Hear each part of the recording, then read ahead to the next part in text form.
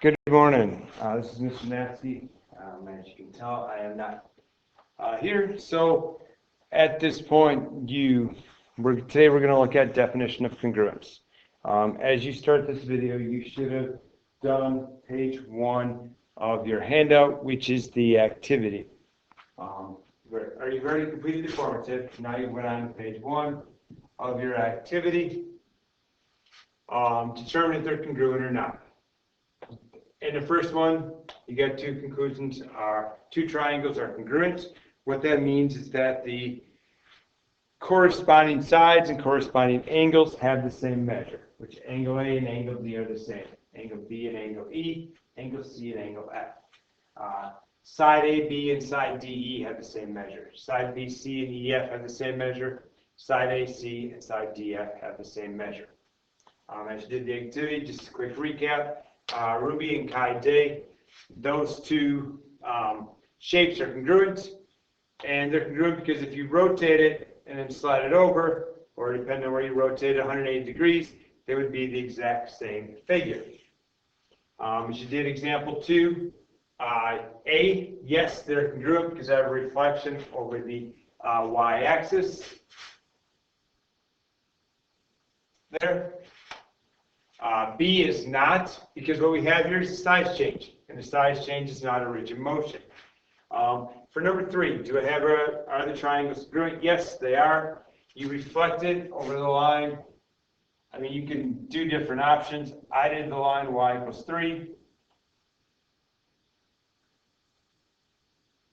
I do that, I end up with the green triangle I just drew. And then from there, you can translate it and slide it to the right 6 units, and both of those are rigid motions. So therefore then, can you determine other angles? Well, if angle R is 71.6 degrees, so is the measure of angle C, that's also 71.6. And if OR is 3.16, OR and PC are corresponding sides, they both have the same measure, and they're both 3.16. Well, this time what I want to do is provide you with a summary. So we're going to look at page 2 of your handout, and look at our notes. So what is congruence?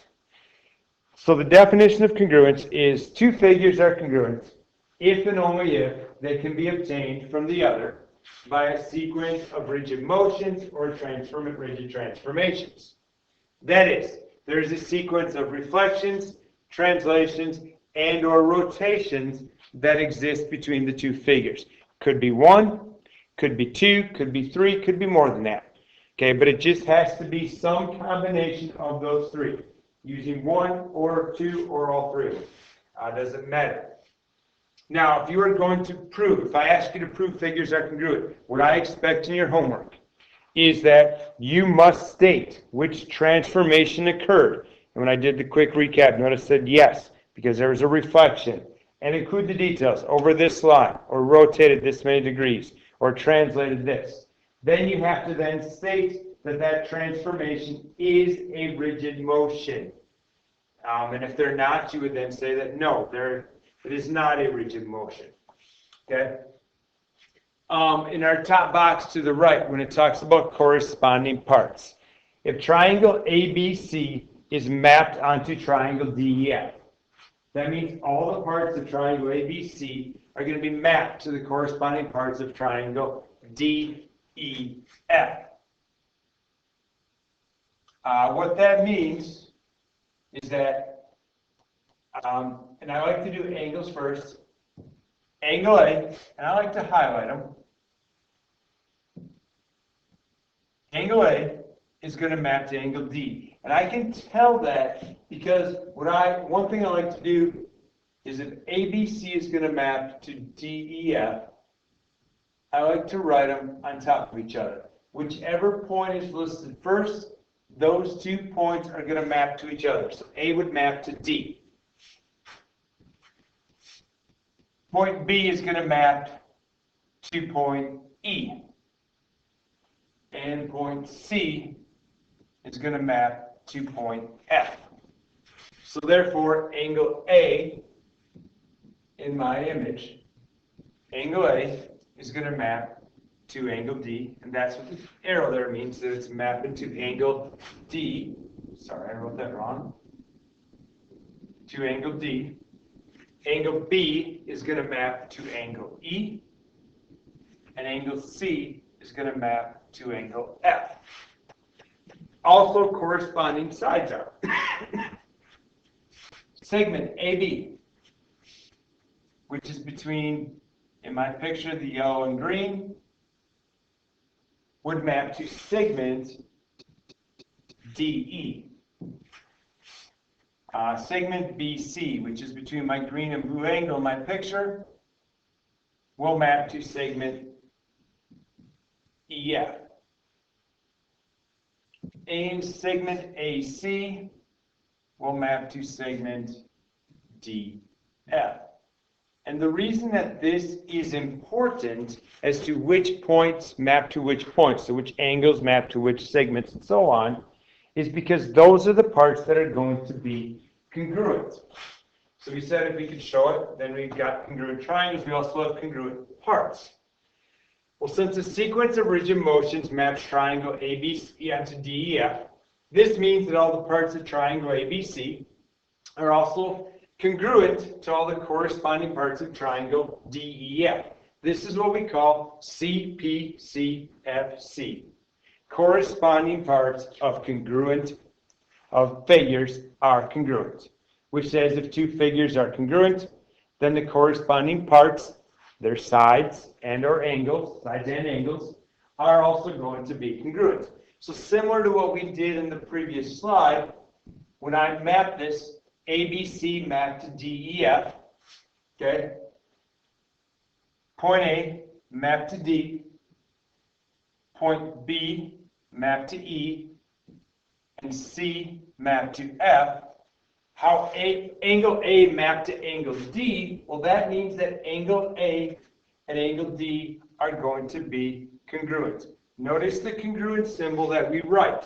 It's written here. The congruent symbol is going to be an equal sign with a squiggly line over top of it. Okay?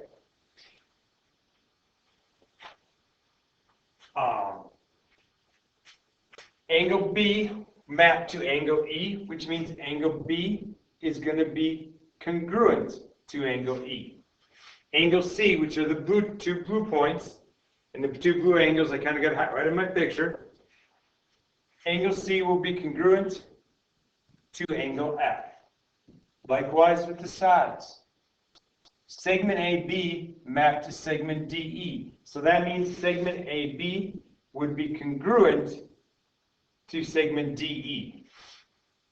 Segment BC, which mapped to segment EF, will make segment BC and segment EF congruent. And segment AC, which map to segment AC, will both be congruent. So segment AC will be congruent to angle DF. One of the big things I want to point out is, angles and sides or segments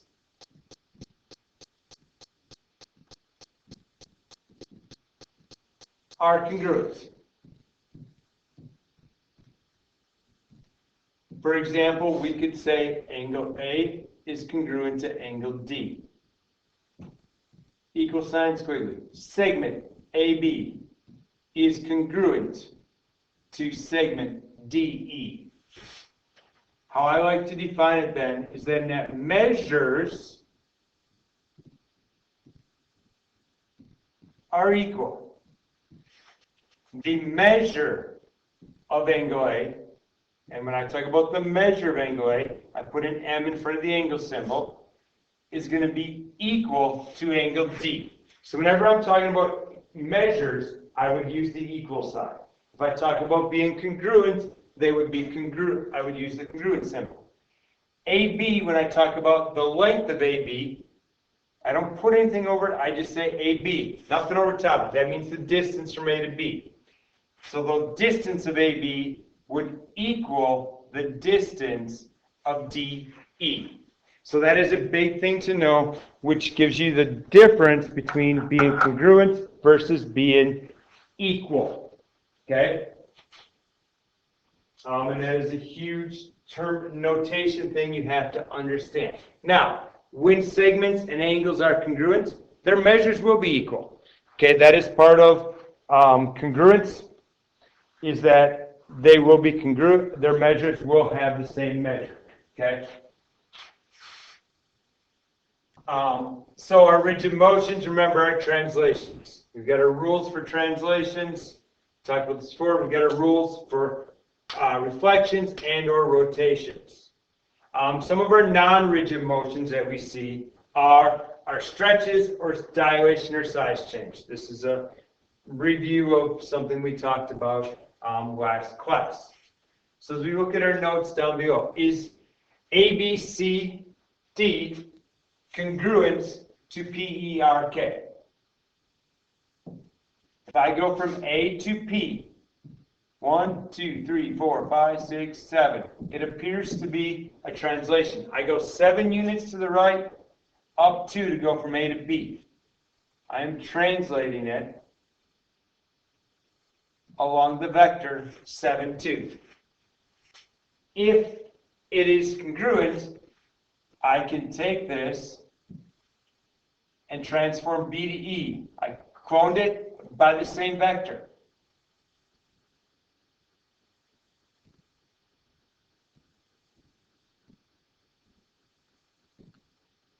I can do the same for C to R. Yep, goes up 7 over 2. And also the same for B and K. So yes, I can say yes, they are congruent because I have a translation. That's my rigid motion. Got to include the details. Translation along the vector 7, 2. And I do need to include the translation on the vector 7, 2, which is a rigid motion or rigid transformation. Therefore, the two figures are congruent. Second example, in the middle on the right, polygon GHIG is congruent to the polygon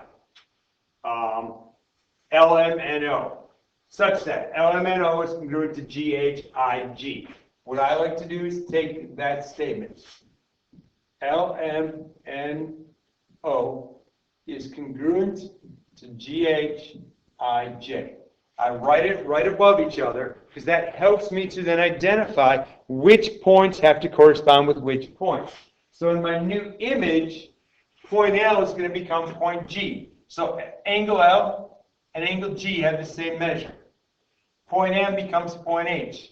Angle M and angle H will be the same. N becomes I. And I'm labeling it to help me do it. Those two angles have the same measure. And angle O will become angle J when I transform this or have another figure on it. And then the sides between those corresponding points will then have the same measure. So if I want to find the distance of HI, IJ, and JG, well, HI is congruent to MN. And MN has a measure of 5.7.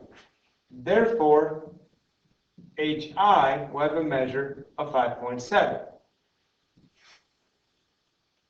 IJ, which I just kind of highlighted here with green, is congruent to NO, segment NO. So remember, I want to segments are congruent, which means then that the measure of IJ is going to be the same as NO's, which is 7.3. And JG over here, which is the top, is congruent to OL. Their segments are congruent. which means then that the measure of JG would be the same as OL, which is 9.1. Now I want to find the measures of the angles.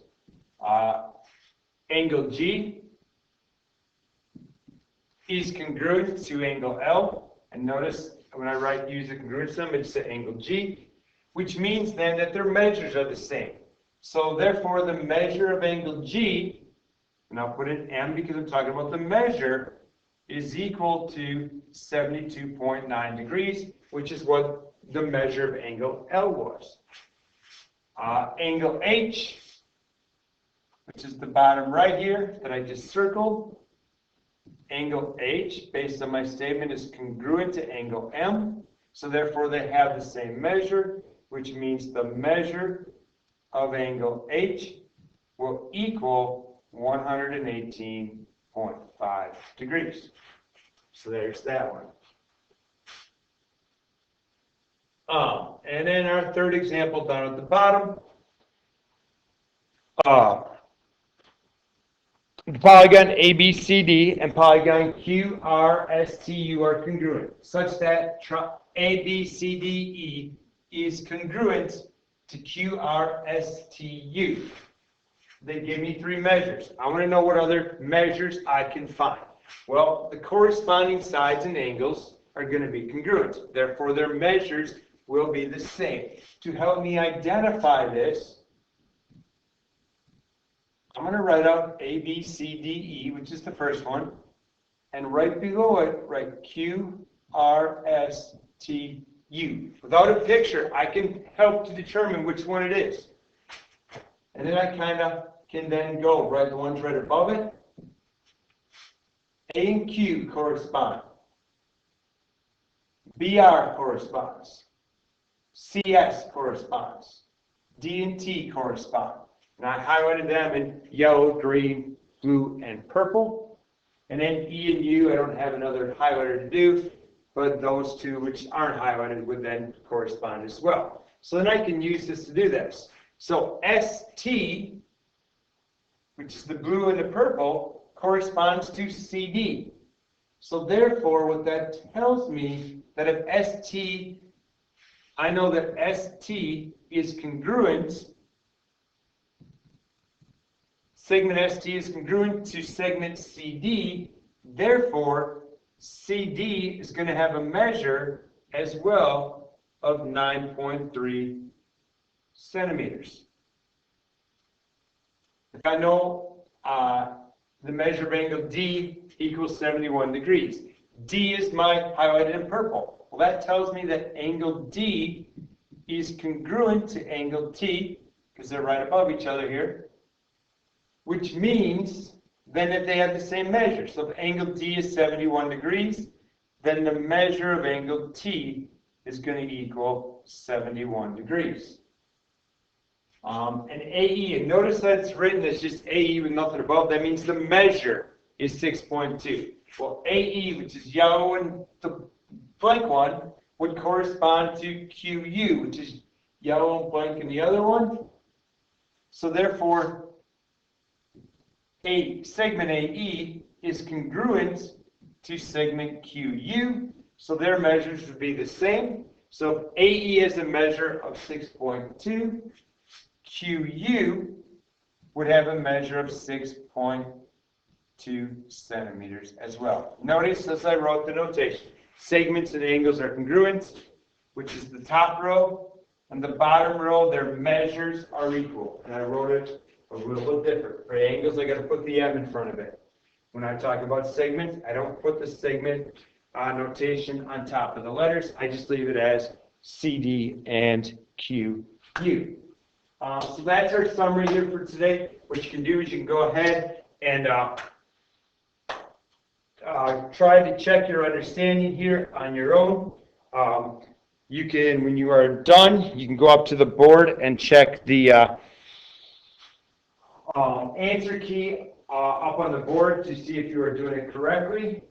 And once you have them completed, you can show that to the substitute teacher, and he or she can give you a copy then of your independent practice that you can start working on. Also, a reminder that next class, which will be next Tuesday, we will be doing a review, and then next week, Thursday, on November 13th, we will have a test on everything that we have covered this semester. Okay? Everything that we have covered this semester. So we'll do a review on Tuesday. Test will be on Thursday. Thank you, and I hope you enjoy the rest of your day and enjoy your weekend, and I will see you next week.